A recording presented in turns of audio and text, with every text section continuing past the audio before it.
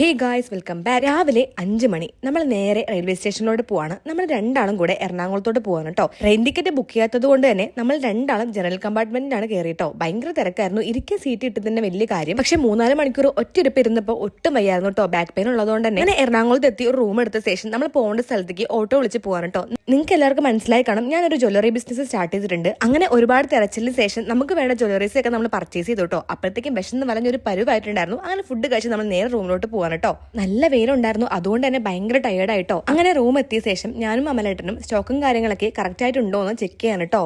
ഏതെങ്കിലും ഒരു ബിസിനസ് ചെയ്യണമെന്ന് ഒരുപാട് നാളത്തെ ആഗ്രഹമാണ്. ക്ലോത്തിങ് ബിസിനസ് തുടങ്ങാനാണ് ഫസ്റ്റ് വിചാരിച്ചിട്ടോ. പക്ഷേ ഫണ്ടിന്റെ ഒരു ഷോർട്ടേജ് മൂലം നമ്മൾ ജ്വല്ലറി ബിസിനസ് ആണ് തുടങ്ങിയത്. ജ്വല്ലറി ബിസിനസ് തന്നെ ഒരുപാട് ആളുകൾ ഓൺലൈനായിട്ട് ചെയ്യുന്നുണ്ട്. അതുകൊണ്ട് തന്നെ എന്റെ ഈ ഒരു ജ്വല്ലറി ബിസിനസ് വിജയിക്കുമോ എന്നൊന്നും എനിക്കറിയില്ല. പക്ഷെ ഞാൻ ഫുൾ എഫേർട്ട് ഇടാൻ തയ്യാറാണ്. അപ്പൊ നിങ്ങളുടെ എല്ലാവരുടെയും പ്രാർത്ഥനയും അനുഗ്രഹമൊക്കെ വേണം കേട്ടോ. അതിശയ ജ്വൽസ് എന്നാണ് നമ്മുടെ ജ്വല്ലറി ബിസിനസിന്റെ പേര്. അപ്പൊ എല്ലാവരും പ്രാർത്ഥിക്കുക. Bye guys.